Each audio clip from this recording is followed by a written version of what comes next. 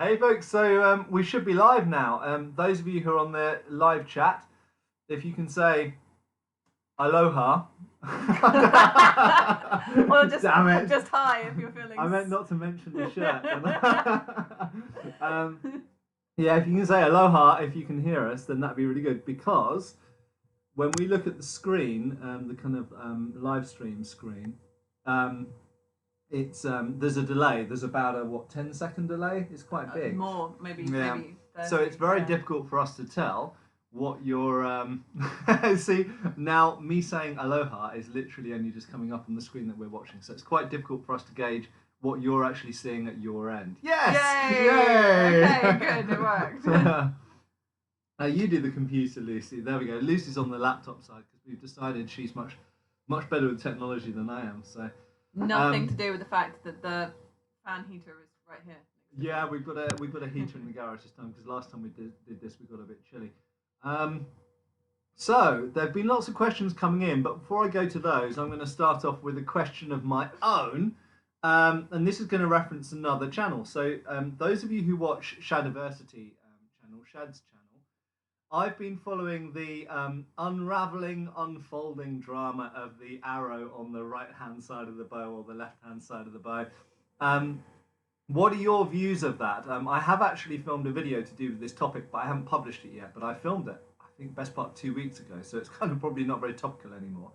But I do intend to share my opinions on that topic. And, you know, for full disclosure, it's not like I massively disagree with Shad or anything like that.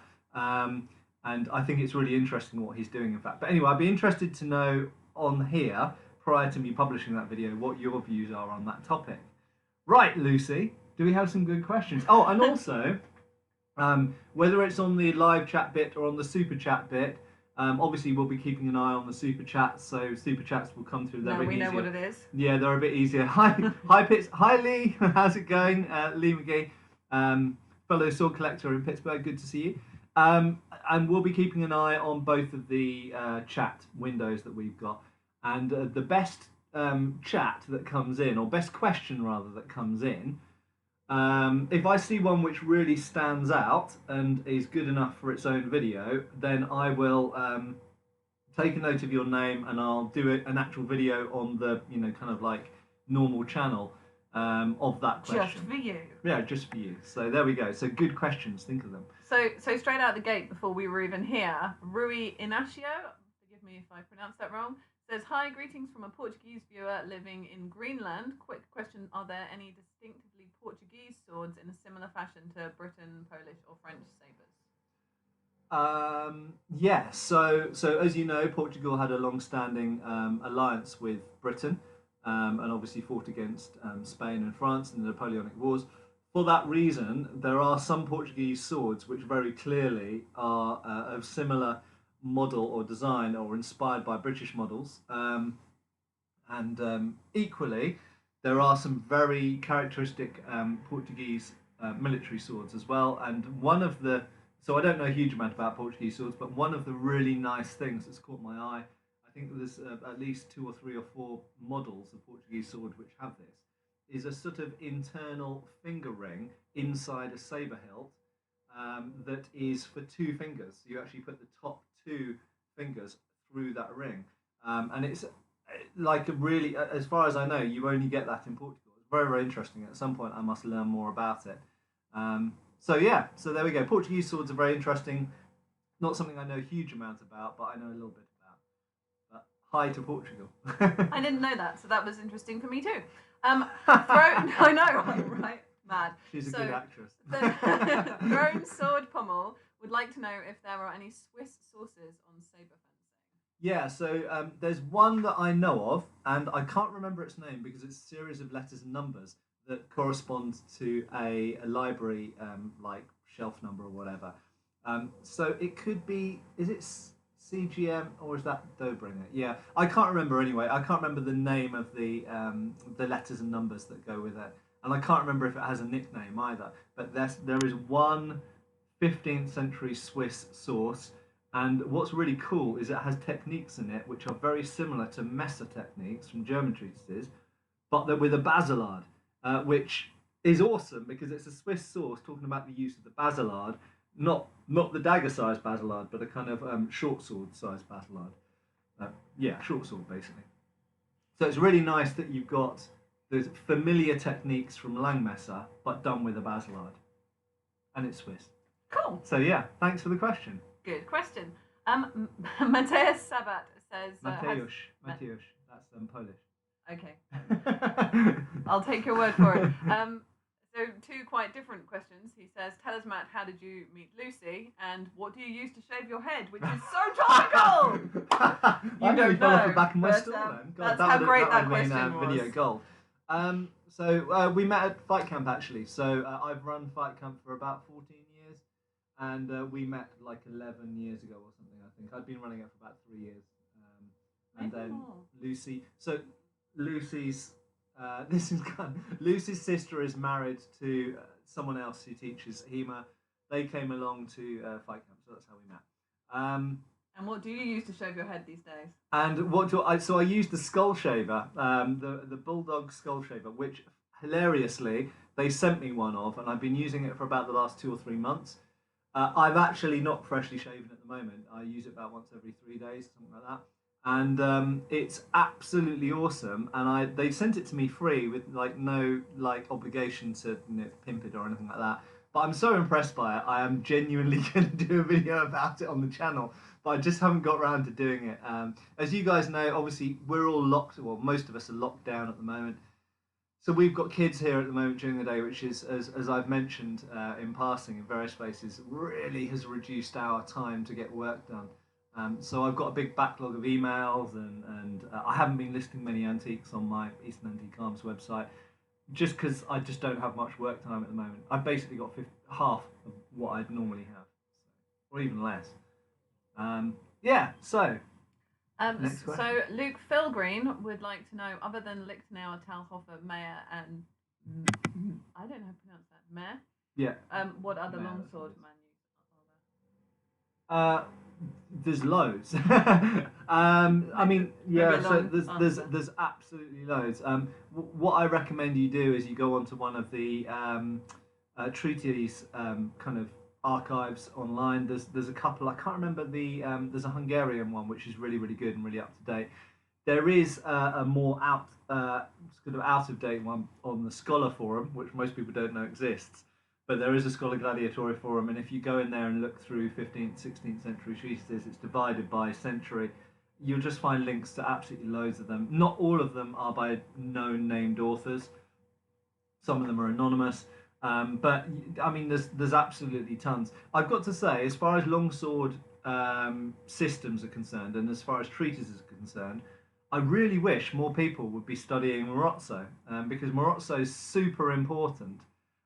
Not just in Italy, but if we're talking about 16th century sources, Morozzo was one of the most widely published fencing treatises of the 16th century. And it's got longsword in there. It's got single-handed swords, sword and buckler. It's got various types of polearm, including bill, partisan, and various other things. It's got dagger. It's got a whole bunch of stuff. So, but yeah, obviously there's loads of German treatises, and most of the German treatises are in the Lichtenauer lineage, but not all of them are. So an exception, you may have heard of Codex Wallenstein, and Codex Wallenstein is sort of outside of the Lichtenauer lineage, although with all of these treatises, there's some degree of contention about how related some bits of it might be to the Lichtenauer lineage. We do incidentally know that there were German treatises, German traditions, German lineages that weren't Lichtenauer for longsword, being taught in Germany in the 15th century, 16th century, because they're referred to. But it does seem that most of the treatises we have, or manuals, for German longsword are in the Lichtenauer lineage. So it seems like the Lichtenauer lineage was sort of overrepresented and kind of in the treatises, and was quite treatise obsessed, in other words, with making books. Whereas we know that there were other lineages, same for Italy incidentally, in Milan there were lots of fencing masters, and they just didn't make books, so we don't know what they were teaching. So yeah, there's tons of stuff out there, but rather than me just reeling off a list of treatises that I don't know much about, go and have a look at some of the treatise databases. So if you search for treatise database, fencing, you'll find loads of stuff. Okay, I'm really sorry that I have to skip a few of the questions just because there are a lot of questions now. We might have time to come back to them at the end. But Robert Wolf Sudol said, what do you think would be the ultimate sword and shield combination? Say a heather shield and arming sword, or kite shield and bastard sword, etc. I totally know my answer to that. So,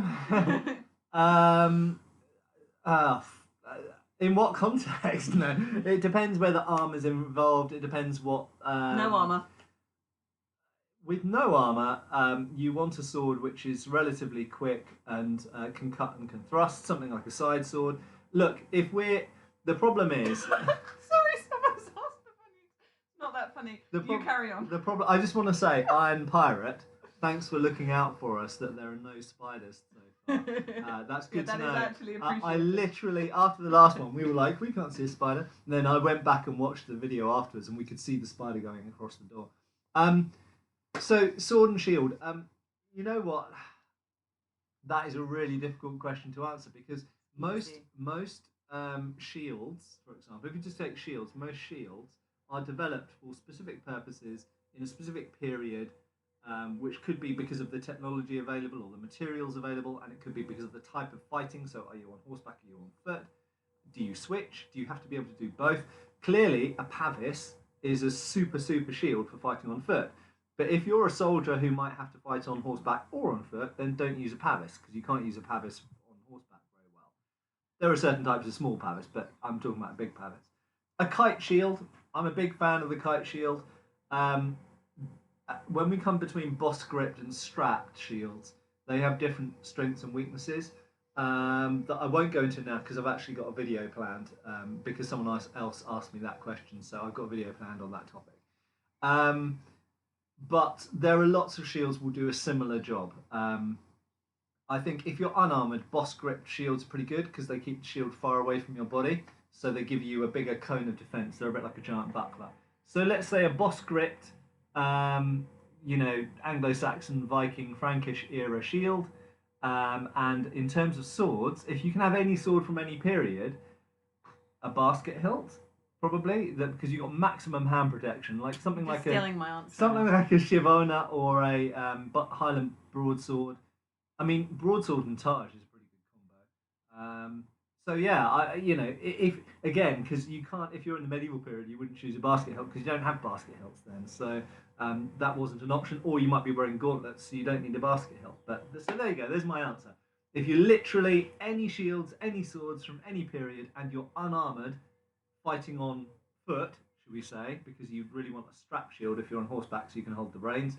But if you're on foot, then boss grip. See how difficult this is. This is the definition of why you have a YouTube channel and I never would. Because my answer is buckler and backsword. Next question. Because I can't shut up.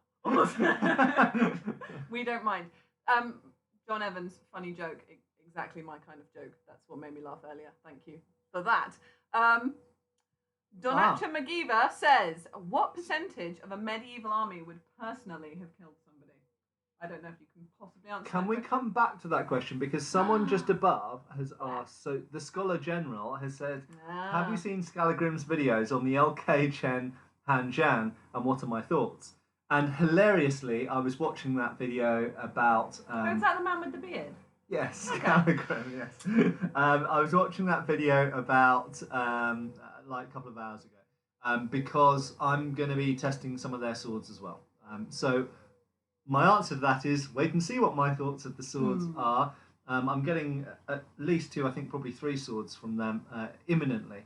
Obviously at the moment, transport routes between China and the UK are a little bit slowed down for obvious reasons. But yeah, anyway, so hopefully I'll be reviewing those. They look really cool, and I love what LK Chen are doing. In terms of the particular types of Chinese swords that they're replicating. Like full respect, it's so cool that they're going after those historical Chinese swords that a lot of people don't even know exist. And some of them are mind-boggling, like 2,500-year-old longswords that in a European context, it'd be like, that couldn't have existed in Europe, but it existed in China. So fascinating stuff.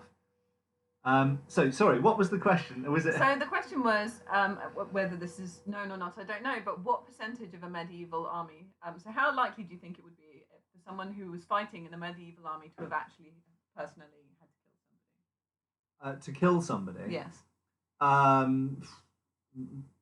Low percentages, I would think. As I've spoken about in a few recent videos, in any warfare or in any battle, the number of casualties, killed and wounded, is usually relatively small from combat. So if there are 10,000 people on one side and 10,000 people on the other side, you might find that over the course of that campaign, they might lose 1,000 or 2,000 men on the losing side and maybe 1,500 men or 1,000 men on the winning side. And a lot of those will be from disease and from accidents. Usually, certainly in medieval warfare, the number of people who died in combat, most of the time, and obviously there are exceptions to this, which I'll mention in a minute, are a minority. So therefore, the number of people doing the killing are also a minority because the people being killed are a minority. And I would also say that what was the other point I was going to make? I've forgotten now. I'm sure it was really interesting. Yeah, let's move on. We can come back to it later. Lee McGee, hi. Thanks for your super chat. We have another question. Rami Berry. Matt, please, could you talk about the Percy type blade and your opinion about it compared to a regulation one? So Rami's been asking me to talk about the Percy blades for a while. I will do. Do I have one at hand? I probably don't. Essentially, it's almost like a precursor to the 1892 blade, to the Colonel Fox's blade. So it's more geared towards thrusting, but it still has cutting capacity to it. It's less stiff than the 1892 blade, and yeah, they're quite nice. They're not very rigid, I have to say. So I do like them from an aesthetic point of view. But if I was getting a custom-made sword made by Wilkinson in 1880 or 1870 or whatever, then I wouldn't personally choose a Percy pattern blade. I'd go for a Toledo pattern blade or a flat solid blade or the standard 1845 pattern blade. So I do like the Percy blade, but they're quite light and they're a little bit on the flexible side, but they're quite good as thrusters, not great as cutters. Cool. I don't know what a Percy type blade is, so you have to show me one later.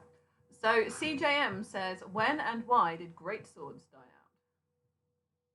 Well, I suppose that depends what you define as a great sword. I'm assuming you mean what we might call as a Zweihänder or a Spadone or Montante, something like that. So when did they die out? Well, again, when did they die out in war or when did they die out in fencing schools? So we know that large two-handed swords were still mucked about with in fencing schools, even in the 19th century. Alfred Hutton and Egerton Castle sort of tried to revive historical fencing, or they did revive historical fencing in the 1880s and 90s and 1900. And they did use two-handed swords, but that was a revival. There was a continuous tradition of longsword, and it seems to be quite long longswords, of longsword fencing in fencing schools in Belgium and possibly in the Netherlands up until the 18th century. But in warfare, as far as I'm aware, large two-handed swords in Europe went out of use pretty much in the 17th century as the latest, and those were as with the Jacobite rebellion, basically. I think was the last appearances of it. So maybe 18th century as outliers, but for the most part, it was still used in Scotland occasionally and in the wars involving the Scots as well, not necessarily always in Scotland, in the 17th century.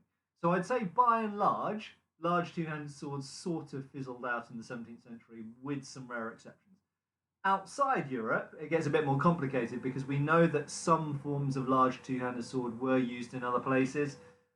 For example, there were types of large two-handed sword in India, and I know at least one record from the 19th century of one of those being used in the middle of the 19th century. So there were outliers, but in Europe, pretty much 17th century.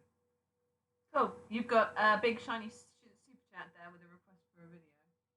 Okay, cool. The main difference between lamellar, coated plates, and brigandine armor. That's actually fairly easy. Chris said that's a really large and Jacob complicated Klunder, question. I'll have a look into that. But yeah, basically they are three distinct types of armor. Although the brigandine evolves from the coated plates, essentially.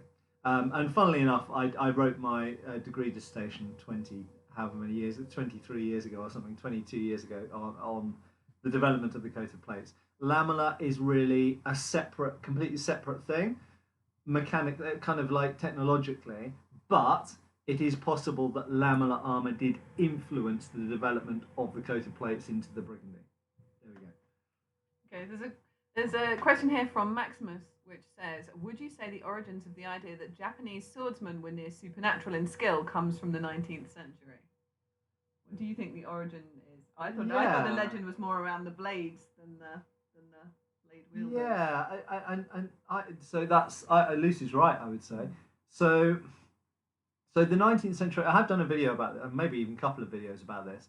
In the 19th century, it seems that the view of Japanese swordsmen is that they were super, super dangerous because, and there's a, I think I quoted it in my video, there's a nice little piece of advice to travelers in Japan in the middle of the 19th century, and it basically says, if you want to travel around Japan, for your own safety, carry a pair of revolvers and don't get into a sword fight. And the general view in the 19th century, certainly in British sources, seems to have been that the Japanese swordsmen were particularly dangerous because they were so obsessed with proving themselves. And they would literally, if they could take out a foreigner and die in the process, that was fine. They were happy to do that. So they were a bit, I guess it's a cliche, but they were a little bit kamikaze. And that was certainly the British view in the second half of the 19th century, was that the Japanese were particularly dangerous because they were so determined, and they would come in and at all costs try and take you out, and if they died, well, hey, that would be a glorious death. So it wasn't necessarily that their skills were necessarily viewed as amazing. It was rather that their intent was viewed as particularly dangerous. Now, their swords were regarded as very, very good. But again, I've covered this in previous videos where they regarded Japanese swords, and this went back all the way back to the 17th century when Europeans were first trading with Japan, regarded as superb art objects and beautiful items and beautifully made and very good quality steel and very sharp and very hard edge and all this kind of stuff. That being said, they don't necessarily in Europe seem to have regarded the katana as necessarily a better sword than European swords, but they just respected it as being very well made. I get the impression from various sources that they actually regarded the katana as being an inferior design, but for the inferior design being very well made. Why did they regard it as perhaps an inferior design? I think it was regarded as, generally speaking, quite short, not being very good at thrusting. You've got to bear in mind from the 17th century onwards, thrusting was a very highly prized virtue in a sword. Not being flexible, and again, flexibility was very highly regarded in Europe. All swords pretty much were tested by bending them, by flexing them. So I think a sword that bent and stayed bent was regarded as technologically kind of less desirable.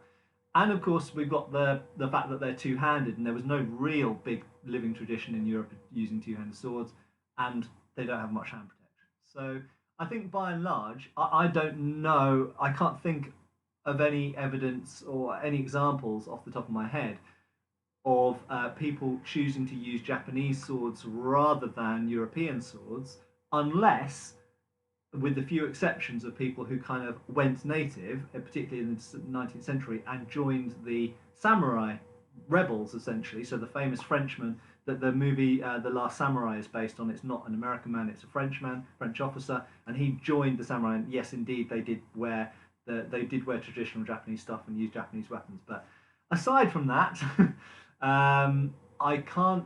The only other exception I can think of is there is a French early 20th century self-defense book which advises using a wakizashi as a perfect home defense weapon. I think it's a. That's actually not a terrible piece of advice. I think, if I remember off the top of my head, so a guy called Phil Crawley would be the right person to ask about this. But off the top of my head, I think it says have a revolver and a wakizashi, and you can defend your home against anyone. So there we go. So to go back to the original point, I think it's. I think that the sense of this kind of like uber ninja kind of samurai kind of mystical amazing skills is more of a 20th century thing and comes more from movies and anime and stuff like that. Cool. Okay, we have a super chat question from Scott McGregor, which is an awesome question. I have some HEMA experience and want to get into saber fighting. Do you recommend any particular source as a starting point? Well, do you know what? I think actually with Saber we're kind of sport for choice. And I get asked this question quite a lot about which Saber manual do I recommend. And actually, I could recommend probably 20 or 30. But you'd be wrong unless you only recommended one of them, which is the best one. So, Lucy, what's your... Alfred Hutton's The Swordsman. The Swordsman. Yeah, The Swordsman is a very good manual. And it's you step by step. You could read it having done no HEMA whatsoever previously and come out of it with a good understanding of the fundamentals. It's illustrated. It has plays that are detailed. As to who does what and when, and it's remarkably well laid out. I don't think anything. I don't think anything is as good. One of the other really good things about the Swordsman is it also has a very comprehensive foil section. Yeah. And I do think that for anyone wanting to get technically good at Saber, you should study at least a bit of foil, even if it's only academically, even if you only practice. I mean, ideally, do some foil, but I would suggest doing 19th century foil rather than necessarily modern sport fencing foil. Although, do I agree with that? No, I'm going to retract that statement. If you can, go back and do a bit of, go and take some foil lessons if you can, because it's a really good basis, and basically Hutton and various other people say this as well. It's a really good basis for lots of other things.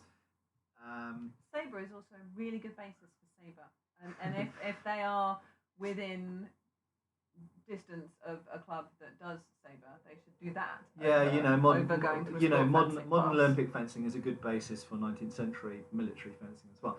But what I was going to say, so Lucy recommends Hutton's The Swordsman. That is one manual I would recommend. I would say look at Alanson Wynne, Broadsword and Single Stick. Look at John Musgrave Waite, Lessons in Sabre.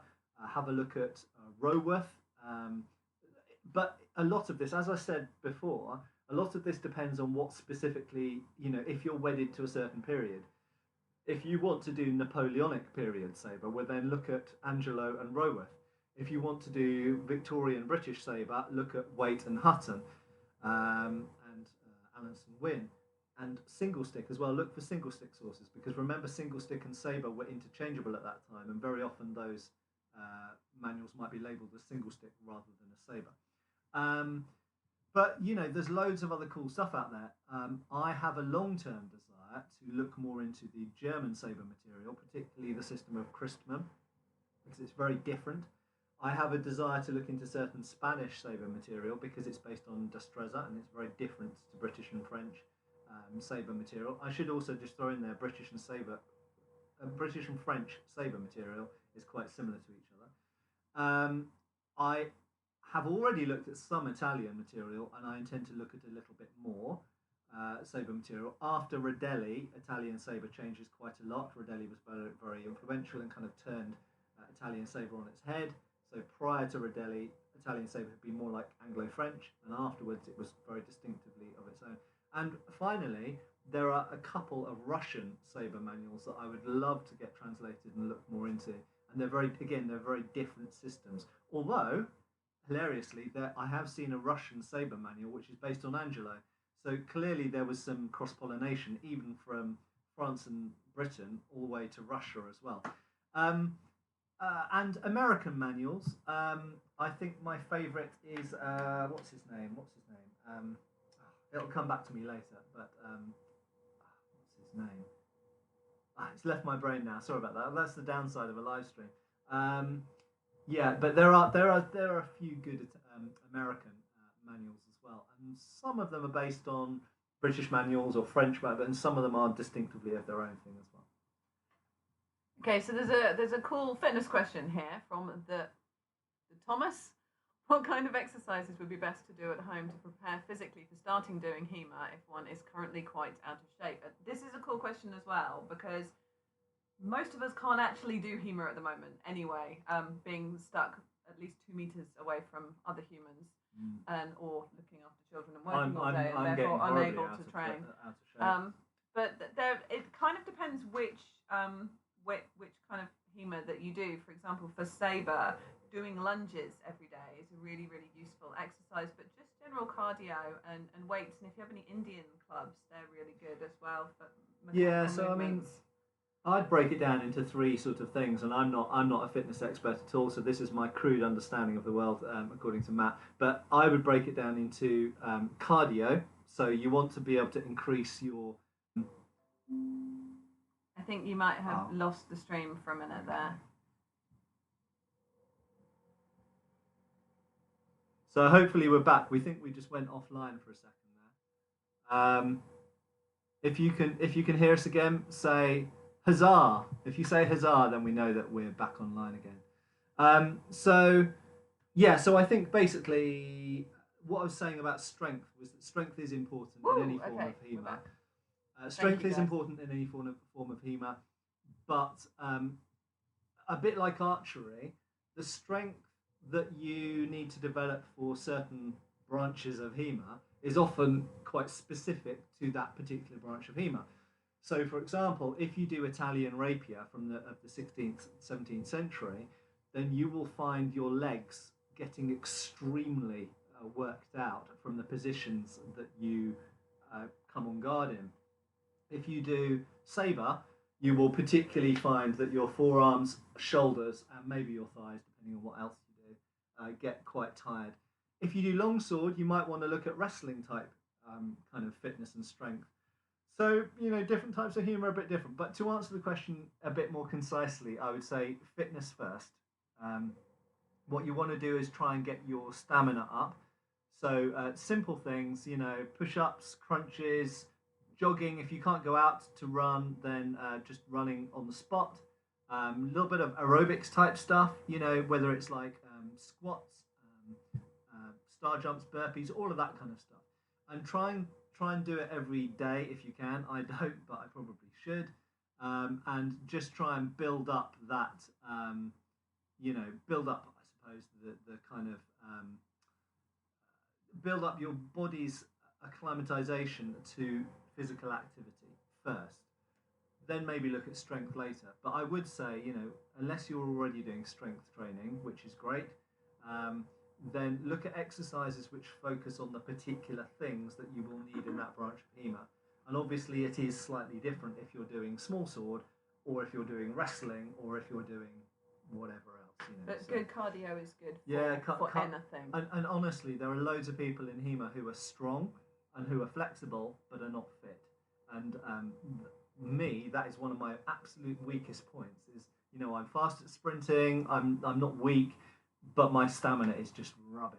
And I've never had good stamina, even when I was young. So it's not just an age thing. But it's important as well to remember that if you are just starting and you are physically unfit to any degree, I don't know of a single HEMA club that wouldn't still be delighted to meet you and keen to help you, attain your own personal goals rather than a silly ideal of what you want to do. You can still enjoy it and have a good time. Yeah, and don't be intimidated away from HEMA on the basis of fitness, because frankly, probably 80% of people involved with HEMA are probably at least only just average fitness.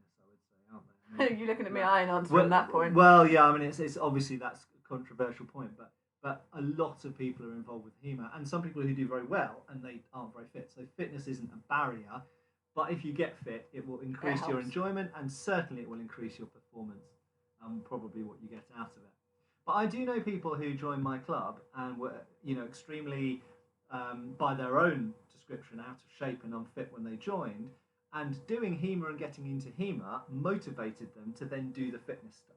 So sometimes just doing HEMA will give you a reason to do the fitness stuff, because instead of just doing fitness stuff, just kind of blindly just to do it because you feel like you should. You're doing it because you're actually getting tangible benefits from the activity you enjoy doing. You've run out of drink. Do you want this can? Yeah, thanks. It's lucky I've got Lucy here, isn't it? It's so useful. And I'm really sorry to those of you who hate the fact that I drink Pepsi. There is also Diet Coke in the I house. know that I have That was literally had people unsub because I drink Pepsi instead of Coca-Cola. And you know what? I'm actually not fussy. I'll drink either. We have both. They're both nice. We have a super chat from Ollie Foxbow. Cool name. Hi Lucy and Matt, I'm currently setting up a living history blog about archery of the medieval hunt. What do you advise someone who's new to blogging about living history? Lucy knows more about blogging than I do. Yeah. I don't really, I mean, except for doing my channel, I don't really know anything about blogging. Or do I? Work out what it is that you want to write about before you start writing. So you're doing really well there. You've got your topic. Write down, in order to have a successful blog, write down at least 50 titles for different posts that you want to write about over the period of however many months or years that you foresee wanting to do it for, and make sure that you can write that much about the topic before you begin, because there's nothing worse than starting on a big project and then realizing that you don't have enough to say about it, and then make sure that you know what you're talking about, that it really stands up, and chat to other people. And it is like many hours, I'm afraid, to explain any more than that, but that's where you need to start. So think of 50 different titles for articles that you want to write. I'm just having a look down the super chat section here. So Jacob Kalunda, I will, as I said, your question about the coated plates versus Lamellar and brigandine, I will put that into a video for you, okay? So please don't think I'm ignoring your super chat on that. I'll do a proper video for that because it deserves it. And Scott McGregor, yeah, we've hopefully answered your question as best we could.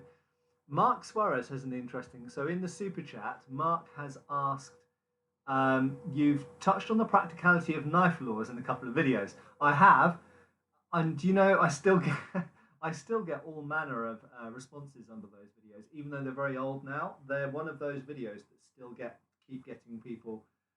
I guess when they're looking up stuff on knife laws in the UK, they come across my videos, and obviously they're very contentious. But anyway, there's lots to be said about that topic, and obviously also because I'm on a YouTube channel and I live in the UK, I've got to be somewhat careful about what I talk about, and that goes for home defence stuff as well, because it wouldn't make sense for me to necessarily talk about all of my views on law and home defence and everything like that, you know. Right, so, and Mark says, I'm curious as to Lucy's and yours views on, and then in quotations, ethics of violence and self-defence, taking into consideration contemporary social psychology. I feel like that's a paper that we should have read. Yeah, I know. Yeah, exactly, because it's in quotation. If it is a paper, I'm really sorry, I've not read it. I mean, I guess it is always ethical to defend yourself if you're in Yeah, danger. so safe to say. You know, lots of people probably quite rightly point out some of the nanny state laws that we have in the UK and the minefield that a person has to navigate in the UK in simply defending themselves, or at least people think that that's the case. You don't. You are always allowed to defend. And yourself. that's one of the misconceptions I think about UK law. That yes, some people have ended up in court who probably shouldn't have done, but basically the basic fact is that in UK law you have the right to defend yourself, even to the point of killing someone if you believe that your life is in threat. And the problem where you get this grey area is we have this law of proportional force. Yeah. So it has to be justifiable and proportionate to the threat. And the problem is, in a moment of, I'm being attacked, how do you calculate whether your response is equivalent to the threat? And that is a horrible, horrible grey area that British citizens are in. And of course, the fact that we cannot wear or carry anything on our persons for self-defense in UK law. You can have an object which you happen to use for self-defense, but you must have had that object for a legal reason. So if you have a bad leg and you have a walking stick and you use your walking stick to fight off a knife attack, then that's perfectly legal. But if you carry a walking stick around for self-defense, that's illegal. So it's just, all I can say is people know your own country's laws and protect yourself. Not only, unfortunately, in countries like the UK, you've got to protect yourself, not only physically protect yourself, but you've got to legally protect yourself as well. I don't even know if that answers the question, but hopefully it's a little bit interesting to some people. It might generate some more conversation. So in the super chat, Iron Bat, that's a brilliant name. Iron Bat has asked my thoughts on the Mortlake and Thames sacks. I'm afraid to say off the top of my head, I can't remember which one that is. Is it one of the ones in the? Is it the big Baignoth sacks in the Museum of London? I'm not sure. And also, my thoughts in what sense? I can't remember. I'm afraid I can't remember which sax that is. But I do like saxes. I've got a sax over there that I still haven't fitted a handle to. Regular viewers of the channel will probably remember that blade from Paul Binns. Very nice pattern welded blade. But I did start to make a handle. Nice blade. I started making a handle for it, and I just wasn't happy with it. It wasn't worthy of the blade, and so I just scrapped it, and I've just never got back to doing it. I think what I'm going to end up doing is I'm probably going to give that blade to Todd and ask Todd to put a nice handle on it for me, because it's silly it just sitting there with no handle. That's a good idea. So we've got another question here. We've got Ivan Moskovic. Forgive me again if I pronounced that wrong. Hi from Slovakia. I'd like to ask why plate armor was no longer in use after the Roman era. Is there a gap in using plate armor until 14th century? Why is there a gap? Yeah. Yeah, it's one of those great questions, and I'm afraid I'm not going to be able to give you a magic answer that someone like Toby Capwell or all of the other experts on armour can't answer either. There is no answer, except for the best answer that we can give to it is that quite simply the lorica segmentata used in the Roman era was actually only in use for a couple of centuries, if I remember correctly, and it wasn't in use by all Roman soldiers, of course. It was only used by legionaries, and perhaps not even all legionaries. So actually, if we look at the Roman era, plate armour was actually only in use by some troops for some of the time, and mail armour, and scale as well. It has to be said, scale armour was a real thing, as you guys know. But mail armour, chainmail, was the predominant armour for most of the Roman period. Why wasn't there any plate armour in the so-called Dark Ages, and the earlier medieval period, and the middle of the medieval period? And I think it was purely to do with industrial technology and capacity. So the Romans, as everyone knows, were pretty damned amazing at everything, and there were lots of things that the Romans could do, industrial might of the Roman Empire, that simply medieval states didn't have. They weren't able to churn out large plates of iron in enough quantity to be placing people's bodies really until the 13th century actually. So the coat of plate starts to develop in the 13th century. But we can say before that, of course, people are making helmets, so they could make large plates, but they just didn't think it was economically viable to do it for people's bodies. There are some isolated references to iron plates worn under a hauberk or over a hauberk, under a hauberk, but certainly not visible in the 12th century. If I remember correctly, there's one associated with Richard the Lionheart, certainly that period, Third Crusade period, that mentions someone would have been transfixed or killed if they hadn't been wearing an iron plate underneath their mail or underneath their surcoat or whatever. So I think people could make large iron plates, obviously, because they made helmets and great helms. Why they didn't, I think because it wasn't economically viable and it wasn't seen as necessary. You also have to remember as well, in the Third Crusade, there are literally accounts of knights wearing mail over a gambeson with a great helm on, with arrows, with Seljuk arrows stuck in their mail that hadn't penetrated through the mail, and them looking like porcupines. So, mail did its job, especially when it's got padding over the top as well. So heavy. So there we go. That's the best I can answer on that topic. That's a good answer. But a lot of people have asked that. This is a good question. So Alan Rousset in, I think, Canada, says, is there a particular style of HEMA that is easier on the knees than others? One of mine is in pretty rough shape. So a little piece of advice, Alan. So one of my knees was giving me a lot of trouble for a while, and I changed my driving position in my car, and it's absolutely fine now. So if there's anything you changed at any point, unless you've had it medically looked at, try changing it. Like if it's a seating position in a car or on an office chair or something like that. Just an aside. A particular style that's easier on the knees than the others. I think longsword. No, I would say backsword because it's got an upright stance. Oh, so I would say la destreza. But longsword because any two-handed weapon is going to be easier on your knees because of the mechanics of it, because it doesn't. But there's a lot of passing footwork. But passing is much easier on your joints mechanically than lunging. I mean that's true. I mean I would say so. What Lucy says is basically correct in that. It is actually correct. Well, it is, yes. So lunging is the worst. Okay. So I'd avoid saber and avoid small sword and avoid some rapier. As in seat. If you've got one bad knee, obviously the lead knee is the one that's in most stress. So if you're right-handed, that would be your right knee, and vice versa for left. I would say that when I had a bad knee, I was favouring standing more upright to put less stress on the knee, and that is very conducive to certain backsword and broadsword systems of the 17th and 18th centuries.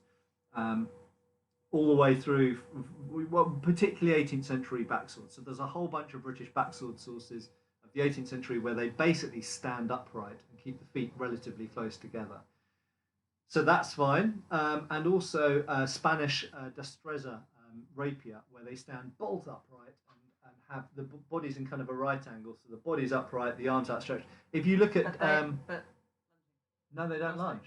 Really? They don't lunge much. No, they take little steps. They work their way in, so they don't lunge. Oh, we'll do that then. Yeah, so Spanish destreza rapier with a cup hilt, and if you look at David Rawlings, if you look at David Rawlings's London Longsword Academy YouTube, you'll find from some destreza stuff on there, and if you check out his website, you see photos and stuff. So yeah, destreza, I would say, and British backsword, and those are sort of you could do both of those and they'd be the same period as well, because although one's Spanish and one's British, they both were being practiced in the 18th century. Right. In the super chat, Ryan McBride has said, was it more of a cultural reason or a military reason for England preferring spearmen and archers and not much cavalry? Was England unique in this type of military approach? So I'll answer the last bit of the question first. No, England wasn't unique in this type of military approach, although that is partly because certain countries copied England. So one of the most famous, I won't say country, but state, duchy, was Burgundy, and Burgundy tried to model their whole military in the sort of latter part of the 15th century on the English, middle part of the 15th century, on the English military method, because it had been relatively successful against the French a lot of the time, and the Burgundians were often fighting against the other French, and so they wanted to do what the English had done to try and replicate some of their victories. That being said, the Burgundians also fought against the Swiss and got destroyed, and the Swiss also fought famously with pike blocks mixed with some halberdiers, and they had missile troops, but they tended to use crossbowmen and gunners rather than archers, but same kind of result. So the nations, certainly the ones that I know of in Western Europe, who were famous for fighting with essentially a bunch of polearms and a bunch of missile troops in the 15th century, were the Swiss and the Burgundians and the English. But if we go into the 16th century, of course, we start to see essentially you've got pike blocks and musketeers, and actually that's kind of the same thing, isn't it? Tactically, it achieves the same goal. So you've got the pike blocks to protect the missile troops, and the missile troops can happily stand there reloading and firing and causing most of the casualties. It goes back to my recent video about bayonets. The spears might not kill lots of people, but you need the spears there to protect the archers or the musketeers.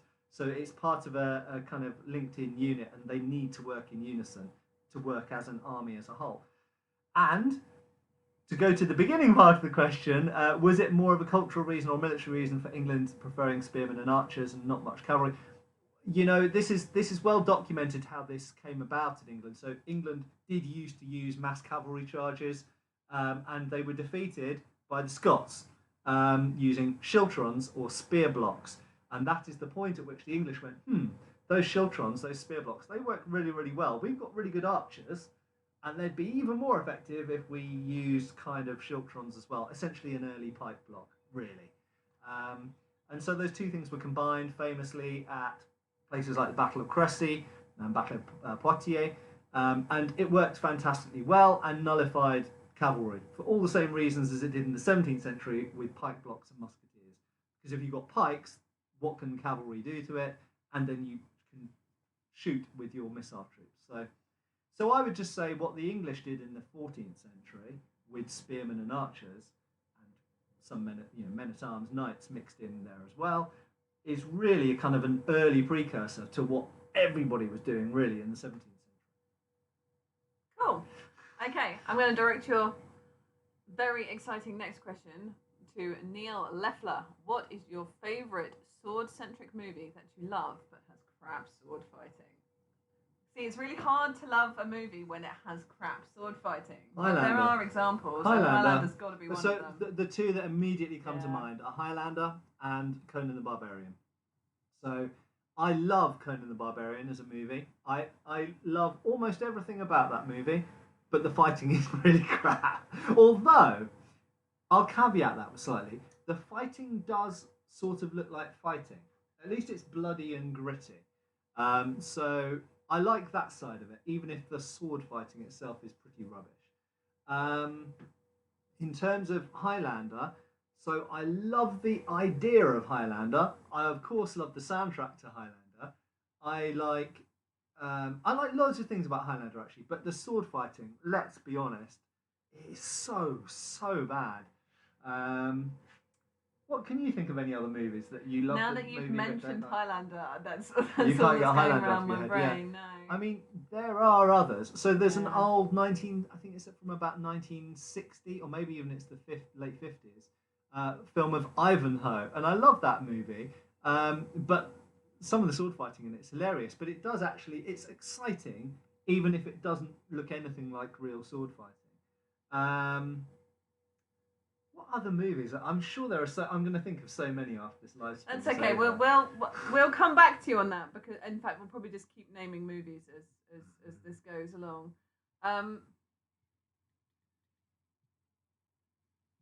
In the Den of Tigers, it says, why did the default guard of terce in small sword change to sixth in modern fencing? I knew nothing of modern fencing. In the Den of Tigers, why did the default guard of terce in small sword change to sixth in modern fencing? I think it's because it's I don't know the fully answer to that. So my guess is it's because it's quicker. So just to show anyone who doesn't know, let's grab. Oh, there goes my stool. So let's grab a sword. I've got no idea whether I'm on camera at the moment or not, but I think I am. It's not showing it. That is terce. That is cart. That is sict. Okay, so for anyone who perhaps doesn't do sword fighting, this probably looks really weird because you've got your back edge facing outwards. But this is the standard on guard position in modern foil, and it means that the blade is more or less in line with the forearm, and it means that you can parry to the outside and give a thrust in opposition and the points on line, whereas you don't have to sort of, having parried in terce, you don't have to lift the hilt up and thrust like this, like you would do in Saber normally. And I suspect that the reason, when was the switch? I think it was in the early 20th century, because obviously I study some foil material from the 19th century and the beginning of the 20th century, and they still have terce then.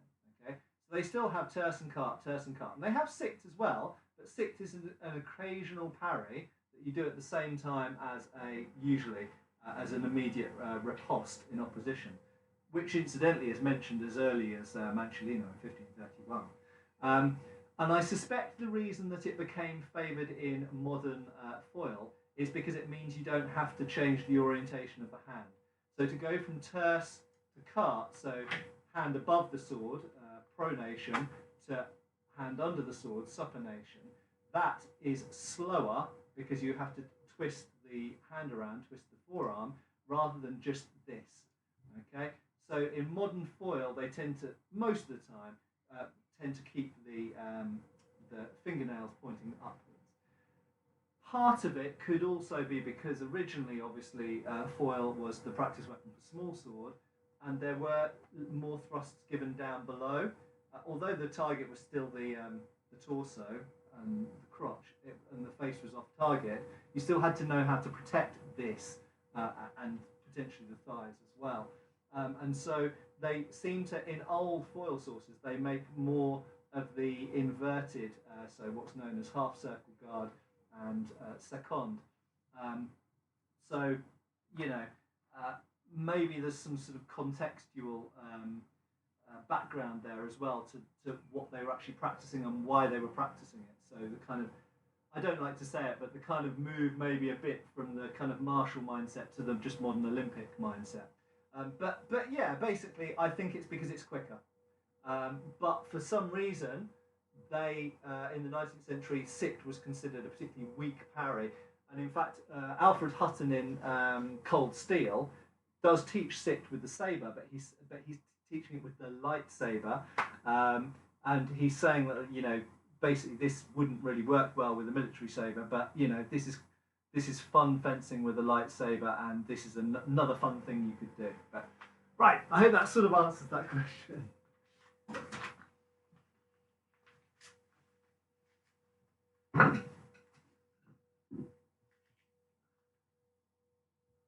Is there another? You want to be super chatted? No, won't scroll down any more than that. Yeah, there is a. Yeah, it'll ping up in a second. Sorry, I didn't run away from Matt. The baby monitor made a noise, but Can I just scroll here because I think we might. There is a super chat. There we go. There's a super chat that we can't quite view for some reason. It's okay. It'll come up in a bit. It seems to just take a little while to load. Cedric says, "Smash their heads in." What? He says, "What's your melee weapon of choice in a zombie apocalypse?" Oh right, mace. It doesn't really matter that much, does it? People talk about zombie apocalypse weapons so much. I think more important than the thing you're hitting them with, and I would say buckler, warhammer or mace. Yeah, I would say have a buckler or a shield in the other hand, because if you've got a buckler or a shield in the other hand, and I always say armor. Like, the person in plate armour is going to be completely immune to zombies, aren't they? The number of rants that Matt has had when we've been watching The Walking Dead about why people aren't just wearing armour. Well, I mean, in fairness, in the Kingdom, they do put on some armour, don't they? But they always seem to get bitten through it anyway. It never seems to do them much good. But, a mail shirt, plate armour, if you don't have access to those things, but then just anything, like bits of old carpet tied around your body, basically, would, a zombie's not going to be able to bite through that, are they? So I would say, yeah, any bludgeoning instrument, but a sword would work okay as well, because you chop their head in half, chop their head off. And with mace, it probably gets stuck in their head. But you want something like a buckler or a shield to keep them at bay, keep them away while you whack them in the head. How much training would a sailor need to keep him? So Griffin says, how much training would a sailor need to keep himself alive on deck in a sword fight? It seems the average sailor was taught very basic single stick. Hit him in the head. Cutlass. Was this generally enough? It was rough and tumble. I mean, I think the sailors in particular were notorious famous for being really tough guys. These are guys who did everything by hand.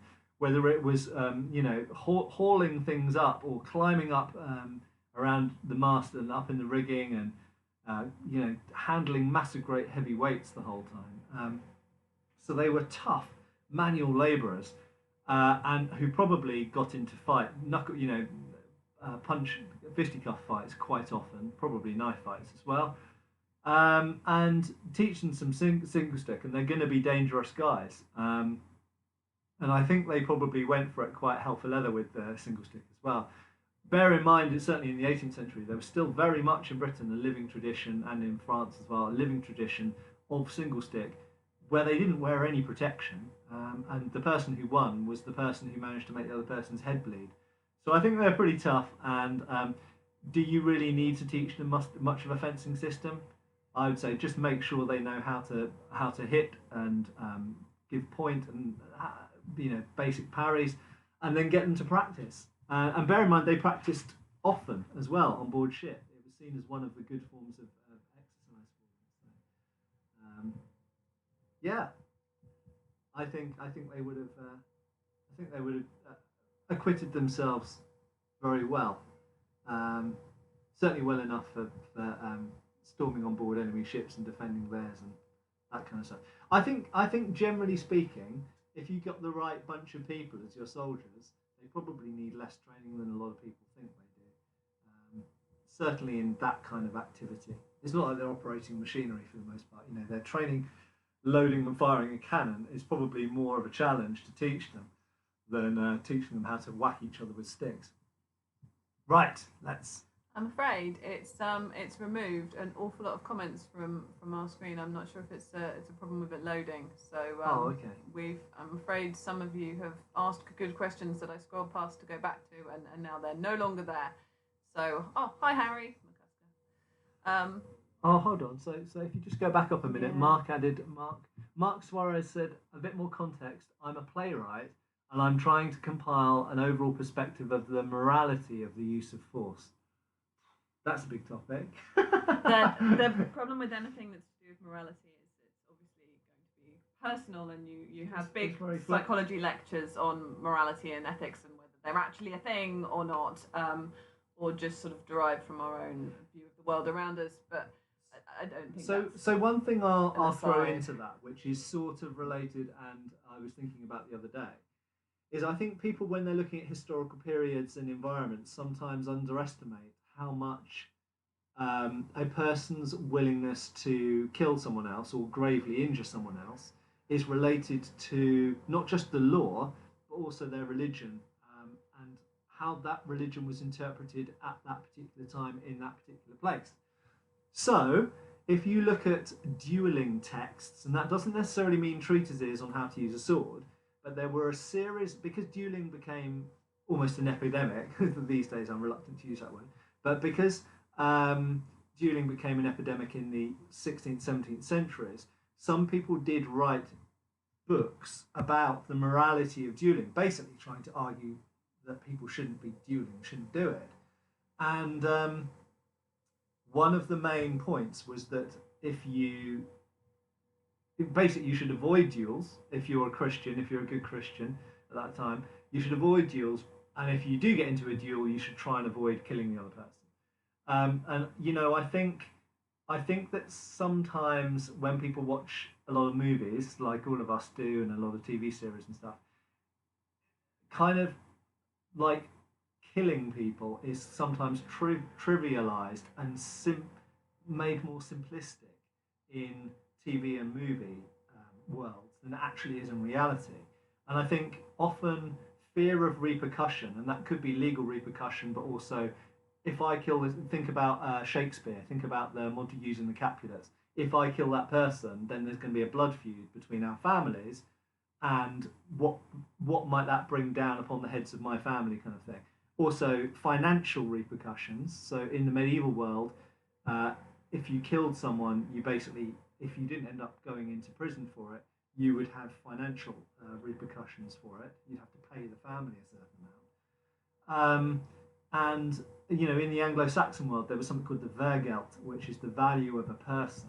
If you killed even a slave, and bear in mind that the Dark Age world had lots of slaves, if you killed a slave, you had to pay the owner of that slave for the slave's value, which is, it's a horrible way to think of people, but there was even repercussions for killing someone who almost had no legal status in the early medieval world. So I think people often overlook the implications of violence in the medieval, particularly the medieval world, Renaissance as well, and the classical world as well. And I think certainly coming into the modern age, I think religion has actually probably played a large part as well. The fact that lots of people did believe that they would go to hell if they murdered someone. And that probably saved quite a few lives back in the day. So there we go. Let's move on. So I think I found the missing, at least one from the bottom of the super chat. I think it's this one, which I have not seen before, which is Big Johnson Richard. Nice an name. intriguing name. Do you have any idea how many Osborn and Gunby 1796 LC sabers might be out there? Do you see them often? And appreciation for your shirt. Right. Well, so thank you. Aloha from Hawaii. And so, first of all, Osborn and Gunby were a maker of swords. And I actually own several Osborn and Gunby swords that aren't the sword that I understand that you're asking about. So I believe you're asking about the clipped point saber, the famous kind of Osborn and Gunby design. It looks like a falchion almost. We don't know how many are out there, basically. No. My guess is that they made, so there are troopers versions and officers versions. We have no way of knowing how many officers versions are made. I suspect that the troopers versions they probably made, I don't know, 500 or 1,000. There's probably not that many out there. They're pretty rare things, pretty desirable, and people who buy them for their collections tend to sit on them until they die, basically. So they don't come up for sale very often. They tend to come up for sale when someone's died and when their collection has gone to auction. There's not many of them around at all. But just to reiterate, Osborn and Gunby and Osborn, as well as a separate company, made lots and lots of swords of different patterns. They made spadroons, they made 1803 sabers, they made normal 1796 sabers. So they made all sorts of other swords as well. Cool. I want to know the answer to this question too. Javaman 2022 says, how quick was a typical duels with similar weapons and skills on both sides, clothing only, so not an armed duel like a citizen's duel? Was it 10 seconds, 20 seconds, 30 seconds, a minute, a year? Is there a record of this? No, I mean, there's no way really of answering that question in a sentence. It's is it a how long is a piece of string question? Yeah, we have lots of accounts of duels, lots of records of duels, and bearing in mind that dueling, a piece of fluff floating, dueling was a thing particularly between the 16th century and the 19th century, it was conducted with different types of weapons. Sometimes it was with small swords, sometimes it was with sabers, sometimes it was obviously with rapiers, rapier and dagger, rapier and cloak, rapier and everything else. Sometimes it was with guns, with pistols. So we do have lots of records of duels, and sometimes they refer to it being over very quickly. Sometimes they refer to it taking a long time. There were different types of rules for duels. Some duels were to first blood. Some people were theoretically to the death, but then one person got wounded, which meant they couldn't fight on. An honour had been satisfied. And sometimes people fought for a while and nothing happened.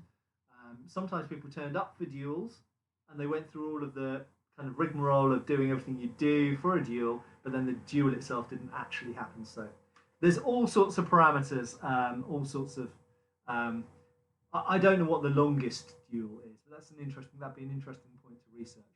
So I'd say on average, in a rapier or small sword duel, which is I think what most people think about when they think of a sword duel, in a rapier or small sword duel, an organised one rather than a fight in the street that wasn't organised or pre-planned, you're probably looking at between I don't know, 20 seconds and 5 minutes. There we go. That's the sort of rough ballpark figure I would imagine most of them were. Quite a few people say the audio is a bit shit. Oh, okay. We're very sorry about that. We broke it trying to make the audio better last time. So. Yeah. Days 2006 says, can you ride a horse? And if you can, have you ever tried any sword work from horseback? I can ride a horse, but I've never tried any sword work from horseback. Matt can't, but he has. Yeah, no, I have ridden horses about 5 times in my life, and I was I can't ride, so therefore I've never tried to use weapons from a horseback, because the most I've ever done is ridden a horse. It's a thing that at some point we definitely want to yeah. I want to do horseback archery. That'll be amazing. And I'd like to do tent pegging, which always sounds like a kind of porn to me. But I know, right? I'm really up for trying it.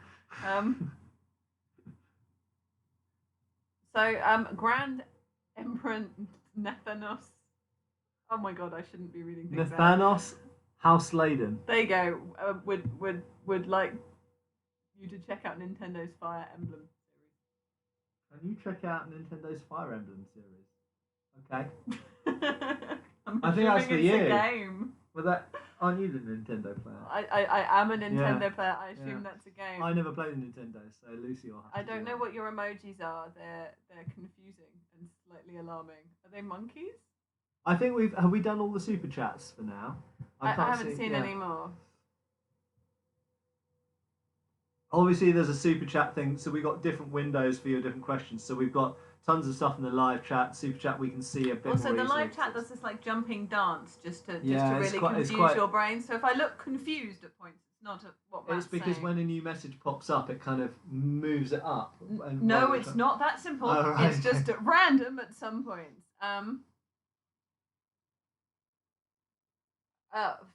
So Rahadian Pangioki, yeah? I'm really sorry. Sorry if I mispronounce your name, but obviously I recognise you and your name from Facebook and various other HEMA pages and stuff. Rahadian Pangioki, I hope I'm pronouncing that correctly. Is there anything in the Swordsman in the British Empire book about when the British got in Southeast Asia? Not really, no. Unfortunately not. There are a few... so there isn't... Well, depends what you class as Southeast Asia. Is Sarawak Southeast Asia? I don't know. Maybe it is. Maybe Sarawak is. So there is some stuff. I do have personally some records from Sarawak because I've got a couple of swords, British officers' swords from the Kingdom of Sarawak, the Brooke Sultan of what was he? He was the White Raja of Sarawak. So I have looked a bit into Sarawak, but I don't really know if that qualifies as Southeast Asia or not. My geography is not tight enough, I'm afraid. I think it probably does. It's Borneo. But yeah, so there is a bit, but there isn't in that book. So the material is out there, but it's not in Swordsman of the British Empire, as far as I can recall. Equally, there are allegedly close combat accounts from New Zealand from the Maori Wars. Obviously, I know that's not Southeast Asia, but just for comparison. And we don't have access to those at the moment because they're still in archives. They've not been put in places where we can easily get to them to put them into those kind of compilations. But hopefully one day we will. So I'm sure there's lots more material out there to be discovered. And yeah, I'd love it if there was more descriptive material from Southeast Asia because obviously we've got a lot of very interesting martial cultures in Southeast Asia. I feel like there must be stuff in Spanish sources and possibly French as well. But again, no one has really done with the French and Spanish sources, the colonial period, what people have done with the British sources yet. But I hope they will do. Stephen Mortishaw would like to tell you that he saw an episode of Forged in Fire where they refused to test a mace as the pommel was too heavy and wants to know if that's a legitimate excuse. That kind of depends what they were doing with the mace, and also they have parameters that they make the people who are competing in Forged in Fire abide by, and if it meant they were out of the parameters, then that is a legitimate excuse. I have to say though, I don't know that episode. I love the idea of a mace with a pommel that's too heavy. That's brilliant, isn't it? Surely if the pommel of a mace is heavy enough, wouldn't you just turn it around the other way? Double mace. Oh, the back end of my mace is too heavy. Oh, hold on.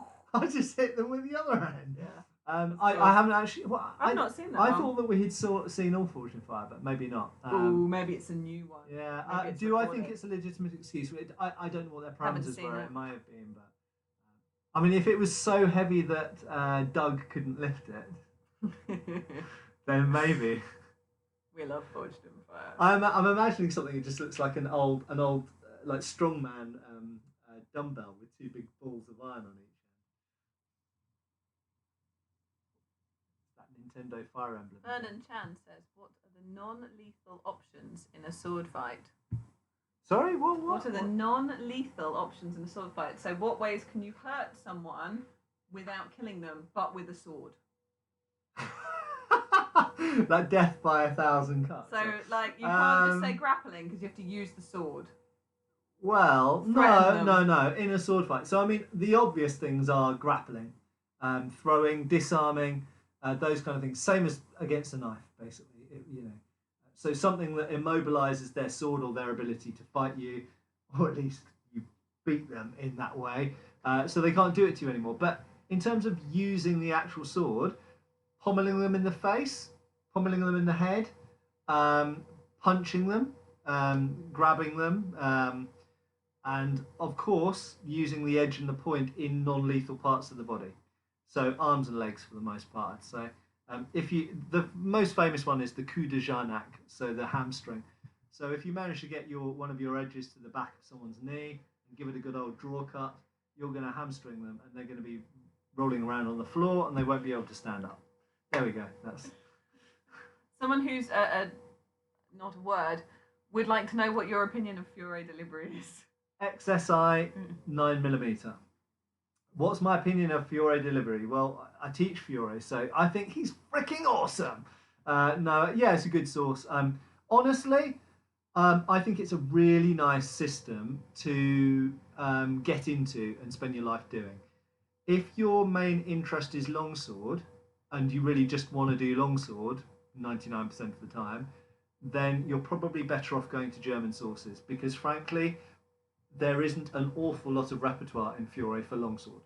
His longsword stuff is fairly basic, and there are gaps in terms of there are some commonly encountered tactical situations that Fiore doesn't really give you answers for how to deal with them. So there we go. That's my view. I love Fiore, and I do think Fiore is a complete treatise, but it's just the longsword is just not that detailed, and there it is. That being said, I know people who've won tournaments and won whole leagues, like my own student Pedro, doing fundamentally Fiore with a couple of things added in, and they've beaten lots of people doing German longsword. So it's not that you can't do Fiore longsword well in competition. It's just that if you want to study loads and loads of longsword variety, there isn't a huge amount in Fiore. You're better off looking at German sources. But if you want to learn some integrated wrestling and dagger and longsword and armoured fighting and poleaxe and spear and mounted stuff as well, Fiore's got all of it in one book, and it's all one system. It's all interlaced. So it's cool in that sense. Yeah, there we go. He likes Fiore. Thank you for your super chat. That is a good question. We have a question, and I'm afraid I can't read out your name, but are the thrusting cavalry sabres unsuitable for fencing on foot? Could you use it like a rapier and get away with it? Yeah, you could. So I have pondered that question. I think I've come close to doing a video on it at some point. So I don't know if I have one of those really to hand. I don't know that I do. I have got lots of sabres here, but ironically not one of those. And yeah, one of the thrusting cavalry swords, even the quite long and heavy ones like the cuirassier sword, cuirasse. I can never say that word properly without doing a silly French accent. But yeah, basically you can use them on foot. They don't really handle like a rapier. They're more clunky, and they've got more mass in the blade, and they're not as well suited as a rapier. But yeah, of course, yeah, you can use them on foot. You can hit someone with them. You can poke someone with them, but they are quite cumbersome for the most part for using on foot. You don't think that button might make the volume?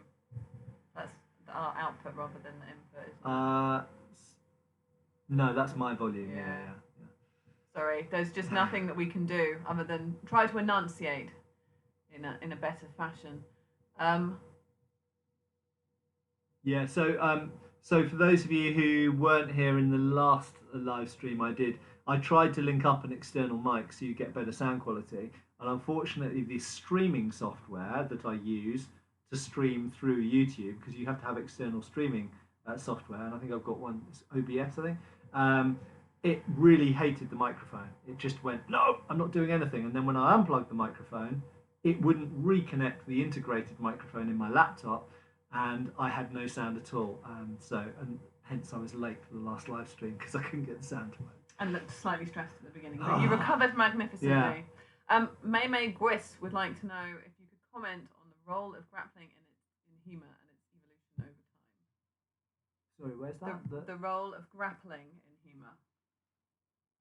The role of grappling in him. Well, I mean, it's particularly grappling is particularly fundamental and ever present in the medieval treatises.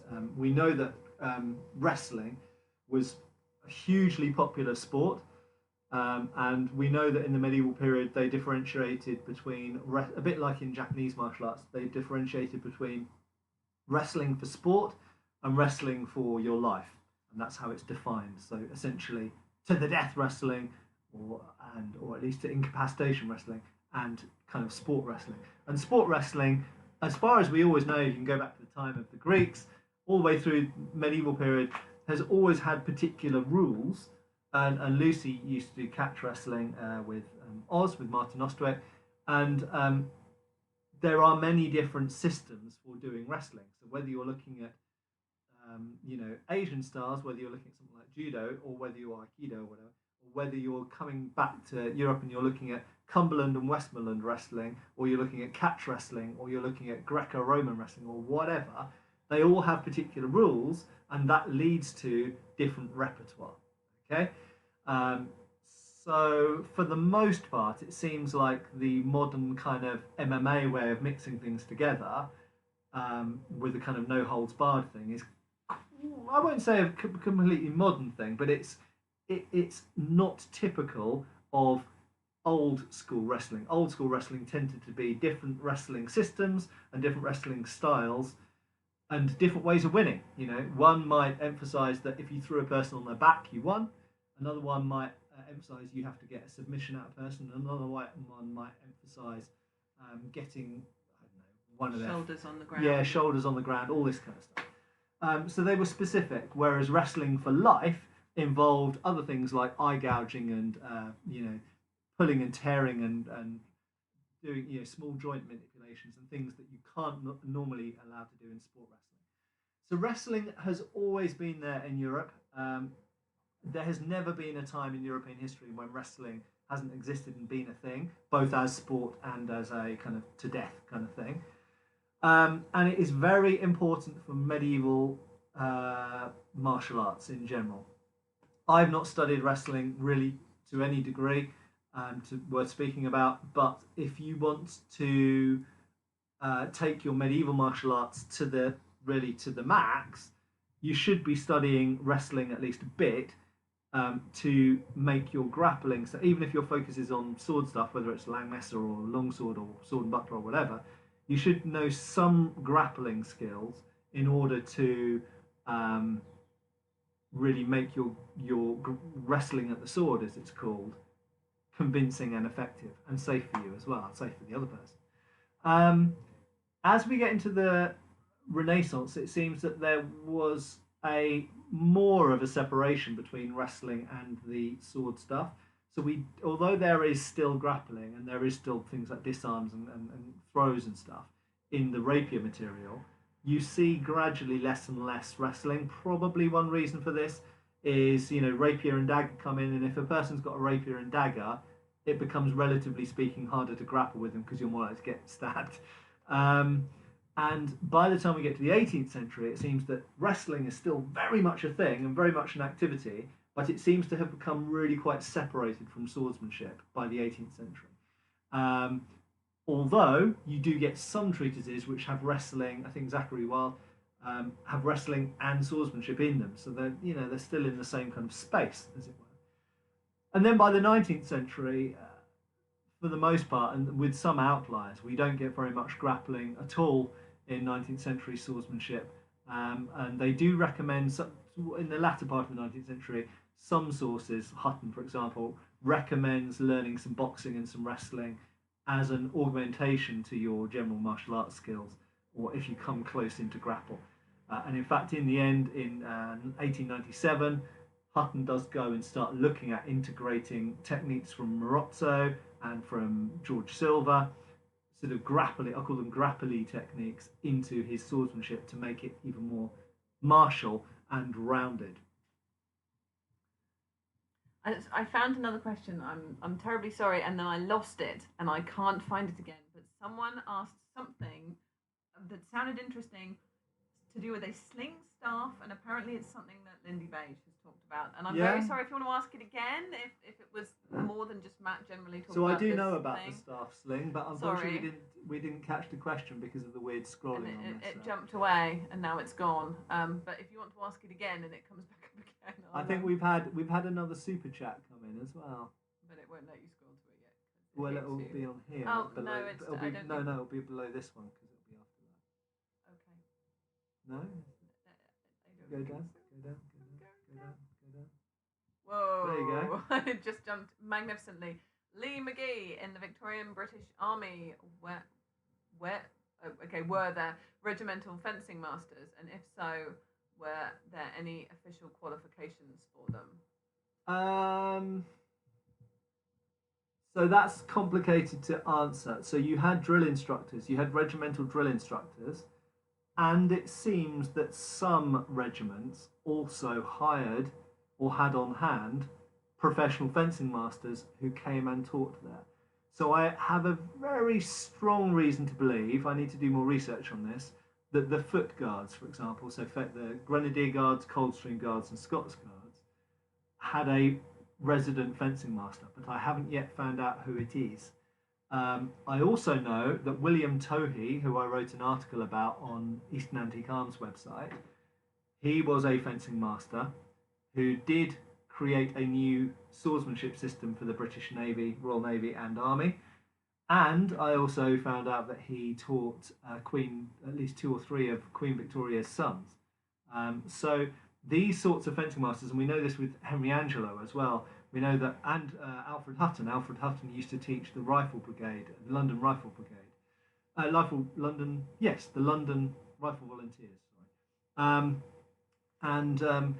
So I think what regiments did is regiments had their regimental kind of drill instructor, usually a sergeant or sergeant major type character, but then they did sometimes bring in external professional fencing instructors to teach the officers or the men, or both, kind of more advanced level stuff as well. I found the question from Griffin, and it is a generalised question. What's your opinion on the staff sling? Yes, great. Cool. So I actually made one when I was a teenager. I had an old book about arms and armour, and it had a picture of from a manuscript of someone operating a fustible, I think they called it, a staff sling.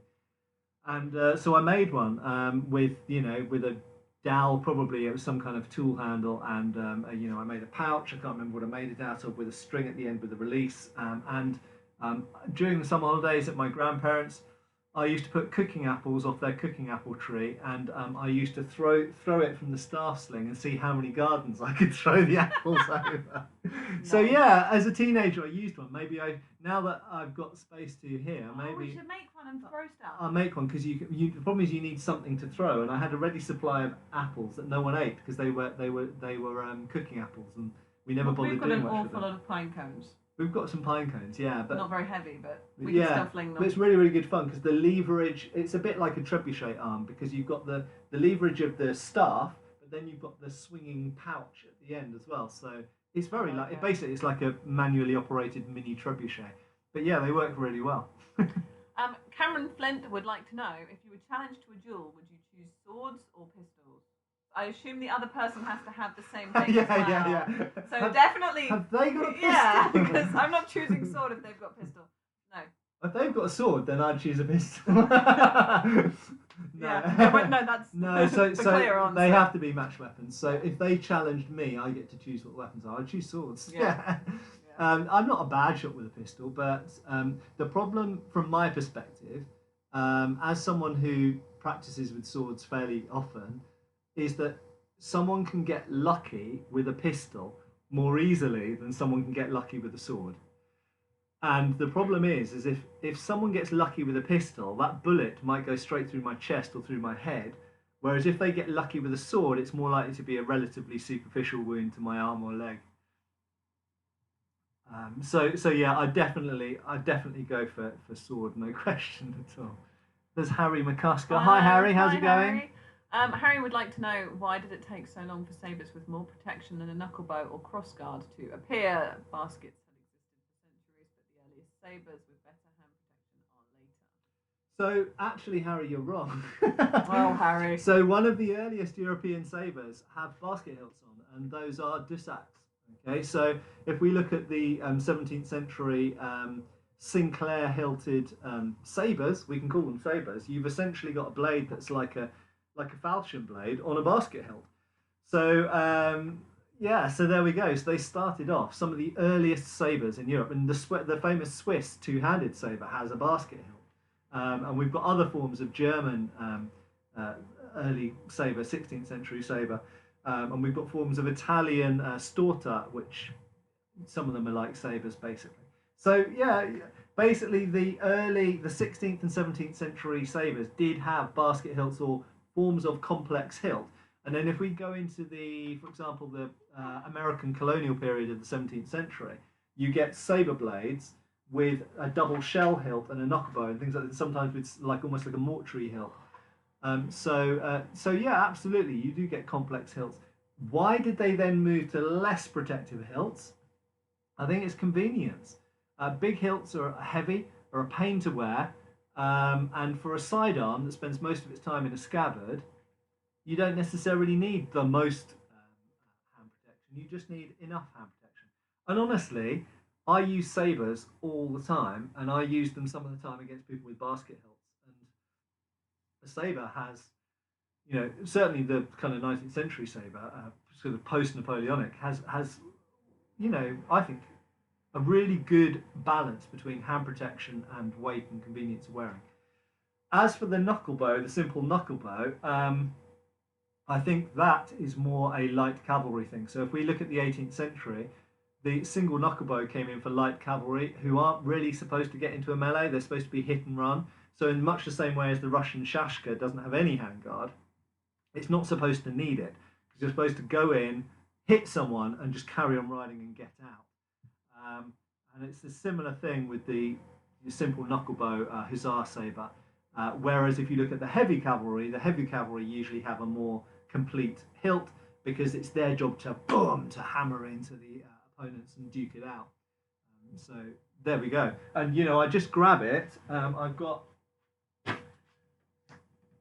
two swords here which demonstrate, there's the 1796 heavy cavalry sword, which really has a lot of hand protection by virtue of the disc hilt, and you've got the knucklebow at the front.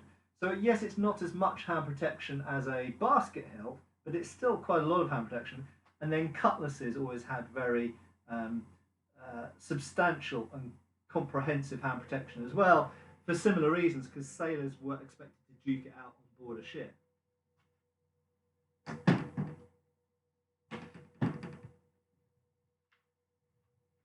At the end of your point. That's the end of my point. Because you finished it well off screen, which was slightly confusing. Excellent. Okay. Night fight. So Grand Emperor Nathanos Housladen again says, can you review Night Fight on the History Channel? I'd really rather not, if you don't mind.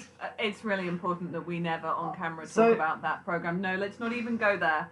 Anthony Ridgway says, you've spoken before on Cutlass, upper body focused versus Saber, but did they train sailors to the same degree as soldiers for melee, or were they less drilled? No, sailors were more drilled.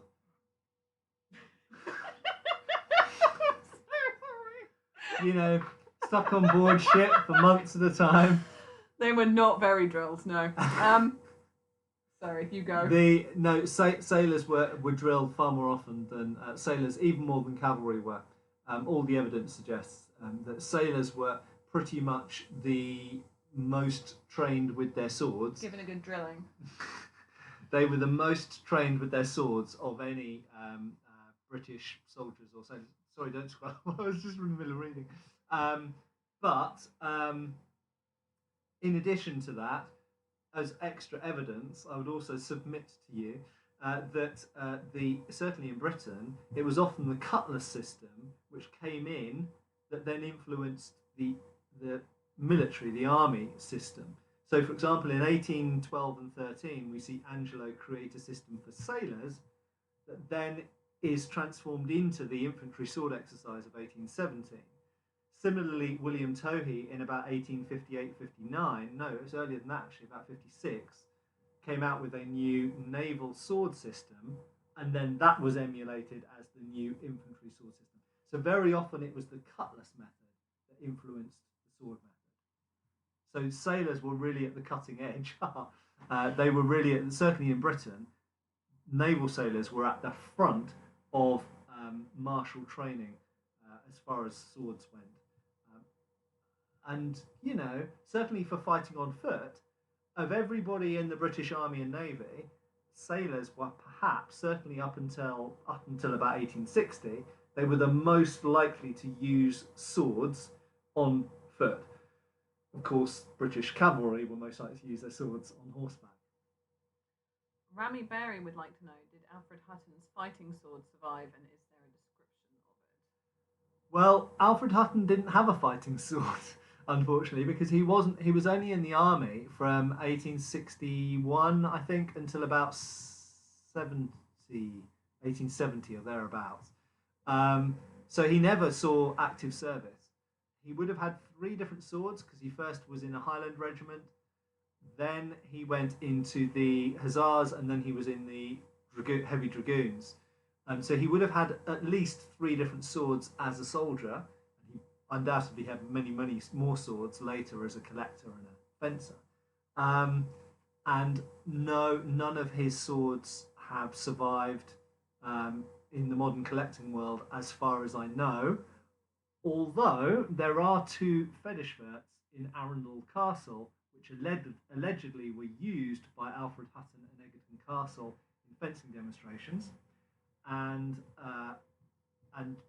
that's it. So I don't know of any other swords that belong to Alfred Hutton that still survive. Although there may be a couple in the Victoria and Albert Museum, antique swords that would have been antiques when he got them, because I know that Alfred Hutton left a lot of his stuff in his will to the Victoria and Albert Museum, because a lot of his book collection is in the Victoria and Albert Museum. I can see a super chat here. So super chat from so a super chat from Tessa Laivuo, which I think is maybe a Finnish name. But Tessa asks, opinions of the fights in the Three Musketeers book. I have a terrible admission to make. You never read it? I've never read the Three Musketeers. I know. Have you? As a teenager, so I couldn't I've possibly never- give you an opinion on the sword fights. Oscar's behind us. So Matt's going to go away and read the Three Musketeers for you, and then we'll answer the question. Yeah, so I'm really sorry I can't answer that, but I feel like, especially because you've come up in Super Chat, I should give you an answer that's more than just I haven't read it. I would say that I really love the Three Musketeers and the Four Musketeers and the Musketeers Return movies from the 70s with Michael York and Oliver Reed and all that, Richard Chamberlain and that lot. So I really like those movies, and Bill Hobbs, or William Hobbs, who choreographed those fights, and he also did Cyrano de Bergerac, I think. I went to a really cool lecture with him once, and he explained how he didn't know anything about historical swordplay, but he was a fencing coach, modern fencing coach, and he did have an appreciation of historical swords, and his attitude was to look at how they could be used plausibly, and then to put it into a movie, but also in an entertaining and fun way. And do you know what? Lots of people could criticise the fights in those movies because they are not really great rapier technique, but they are great fun movie fights. If you want kind of better technique, look at something like Viggo Mortensen's Alatrist movie, and it's a shame that they didn't make more Alatrist movies, which is very good. And there are some good French movies with good rapier technique. Le Bossu, if you haven't seen Le Bossu, have a look at that. But yeah, so I'm a fan of the Three Musketeers genre, but for my sins, I have never read the original book. I'm sorry.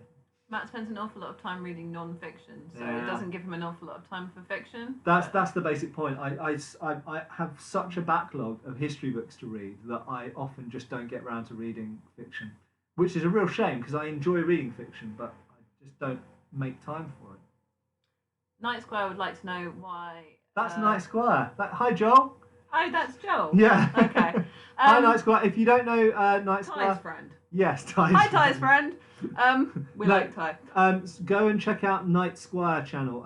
Very, very funny material, and you won't be sorry for going and having a But look. the answer to your question is why don't you have as many walls full of weapons? It's either because you don't have as many walls or as many weapons. So sort that out. Why don't I have so many walls full of weapons? Okay, yeah.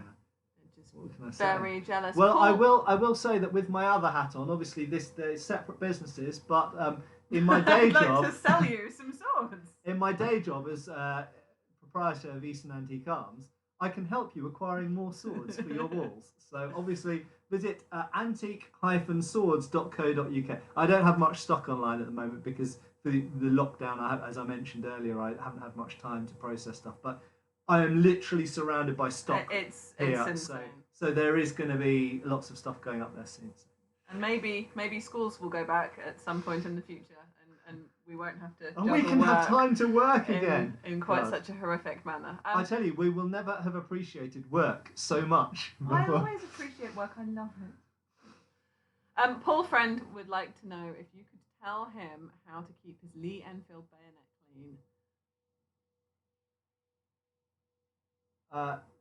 Clean. Try everything I can. You help me. So oil it.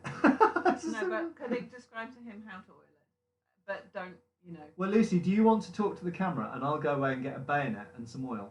Okay? No, it's just over there. It's just over there. I've been avoiding all of the weapon cleaning, sharpening, polishing questions because Sharping? any excuse to go and attack things. There was a cool question previously about where Matt, if you probably can't be heard, but if you could live in a different period in history other than this, which one would it be? Forgive me, I don't remember the name of the commenter, but well, so to be honest, I would choose to live now. No, but you're not allowed to. That's against the rules of the game. If I absolutely can't live now, the 1980s. When I was born. Cool. Okay, so you're going to show him how to polish his bayonet. This is going to get dodgy, right? So, bayonet. Leave the leather alone. Don't do anything to it. You can put various products on leather, old leather, but most people who work in museums would not put them on their leather because they consider that it will, over a long period of time, degrade the leather. So, leave the leather alone.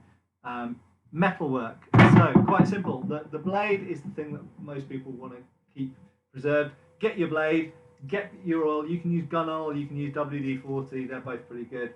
Just put a little bit of oil on the blade.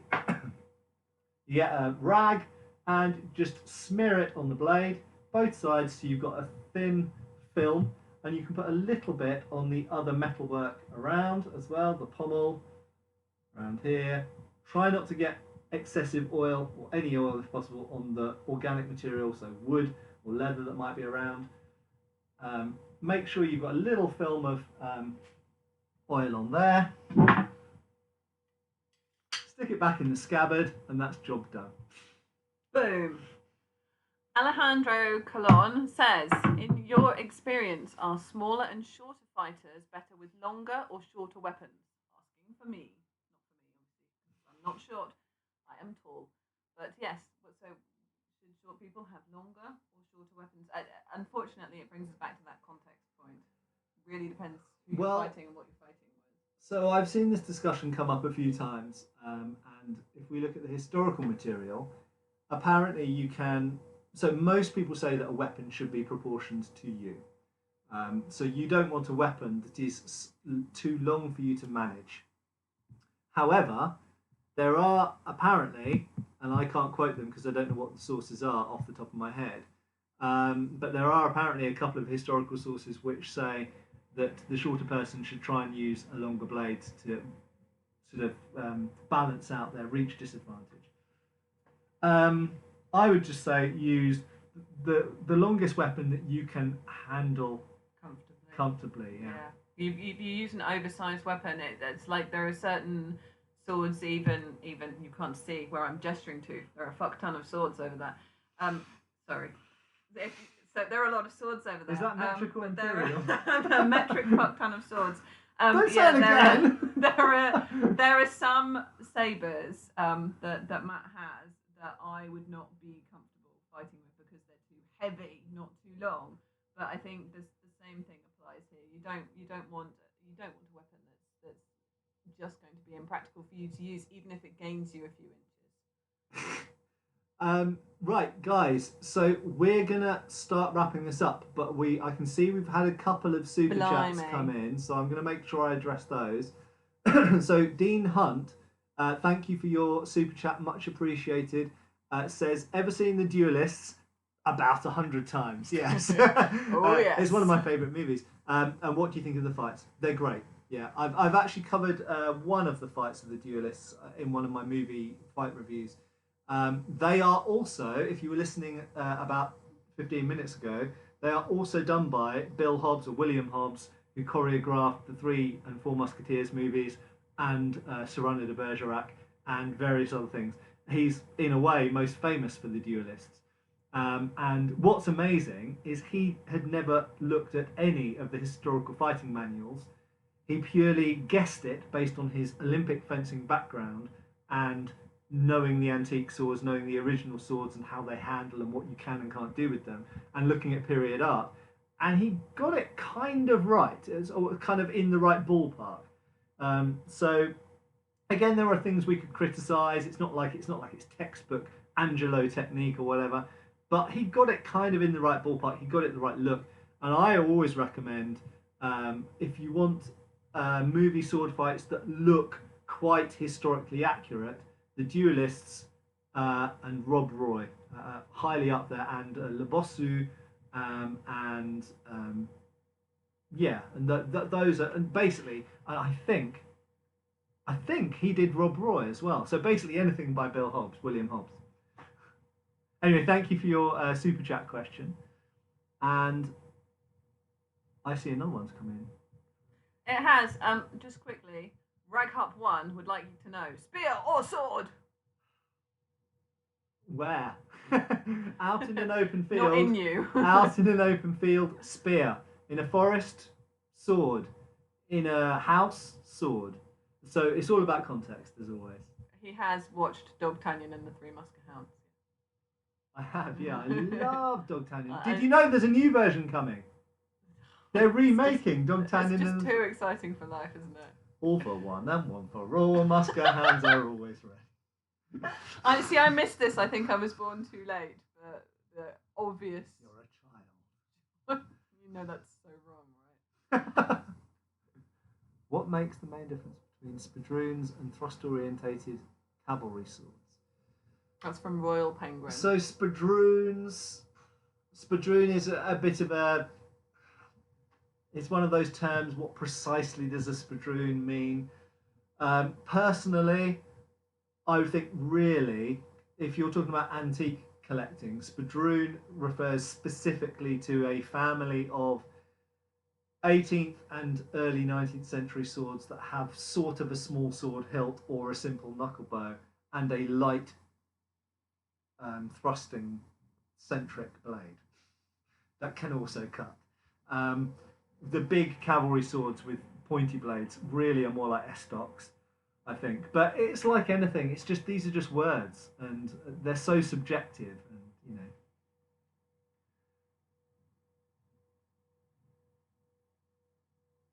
know. So the basic rule, I'm just looking at, so Chaos Amiga is talking about rusty old bayonets and stuff. The basic advice for cleaning up old metal things which have rust on them is use wire wool, aka steel wool, and oil. If you're worried about abrading the surface, if this remains of mirror polish or whatever, you use something softer, like certain types of green plastic scrubbing pads, or you can use bronze wire instead of or brass wire instead of steel or iron wire. Right, Chris Smith has sent in a super chat question. Are there any historical resources of primitive hand surgeries, or how swordsmen in the ancient medieval world dealt with ailments like carpal tunnel or arthritis? I'm really sorry, but no, I don't think so. I think there's very little written about recovery from hand injuries. Hand injuries are mentioned, and they are mentioned in the fencing treatises, but they're just not. You know, we don't.